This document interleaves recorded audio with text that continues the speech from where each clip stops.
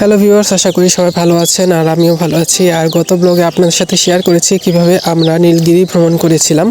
তো আজকের ব্লগে আপনাদের সাথে শেয়ার করছি বান্দরবনের বেশ কিছু পর্যটন স্পট যেগুলো শহরের খুব কাছে।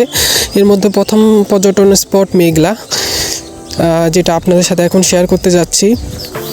তো ভিউয়ার্স, যেহেতু আজকে আমরা চলে আসব, তো তার জন্য আমাদের সকাল সকাল আসলে বের হতে হয়েছে। তো আমরা সকাল 8টার মধ্যেই বের হয়ে গেছি হোটেল থেকে।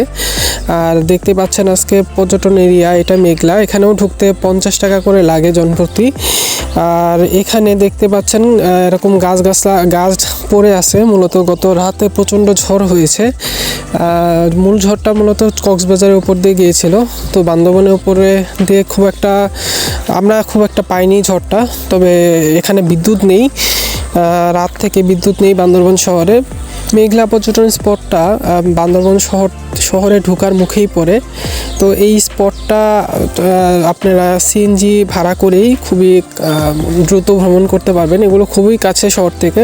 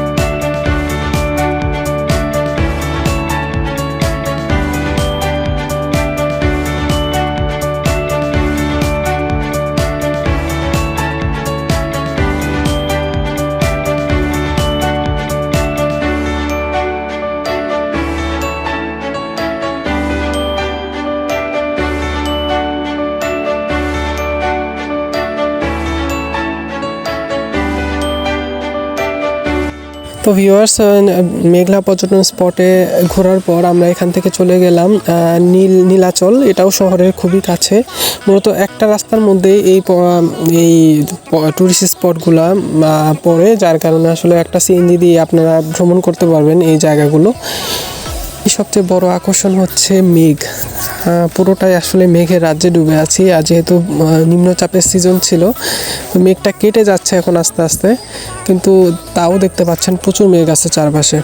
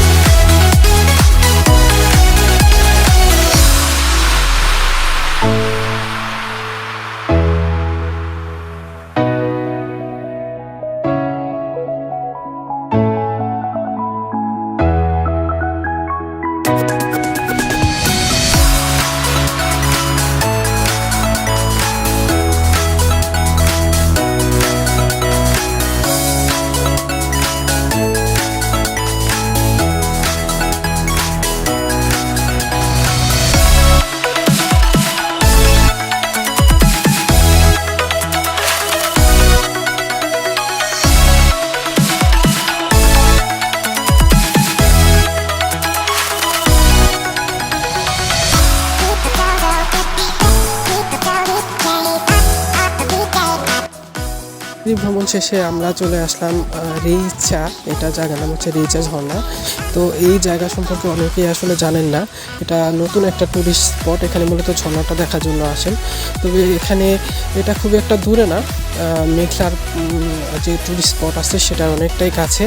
তো সিএনজি ড্রাইভারদের বললে তারা একসাথে আপনাদের এই 3টা স্পট ঘুরিয়ে নিয়ে যাবে। তো একটু সাবধান থাকবেন, যখন বৃষ্টি হয় রেইচাতে আসলে একটু ভেজা থাকে, পিচ্ছিল থাকে। আমার মার সাথে ছিল, সে হঠাৎ করে পড়ে যায়, পায়ে প্রচণ্ড ব্যথা পায়।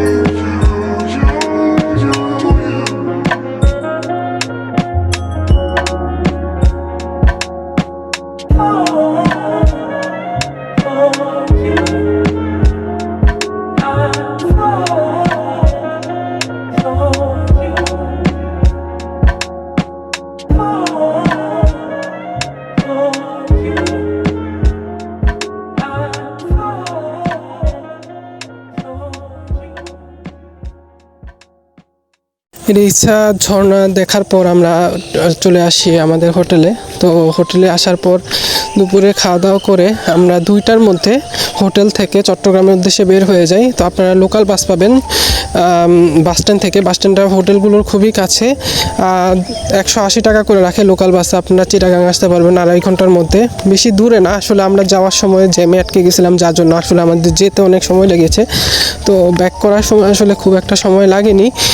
আর চট্টগ্রাম থেকে তো ঢাকার অ্যাভেলেবল বাস পাবেন। তো এসিতে আসতে চাইলে বান্দরবন থেকে রাত 9টায় বাস আছে। সেন্ট মার্টিন পরিবহন, দেশ ট্রাভেলস, বিভিন্ন বেশ কিছু পর্যটন সংস্থা তারা এইসব সার্ভিস দিয়ে থাকেন।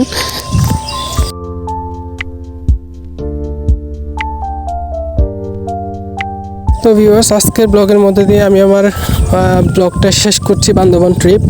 তো অনেক দিন পর আসলে ভিডিও বানালাম, আর ইচ্ছা হলো যে আপনাদের সাথে একটু শেয়ার করি, যেহেতু এগুলো স্মৃতিতে ধরে রাখার একটা বিষয় আছে। তো ভালো লাগলে অবশ্যই লাইক, কমেন্ট ও শেয়ার করবেন। অবশ্যই চ্যানেলটিকে সাবস্ক্রাইব করবেন। ধন্যবাদ।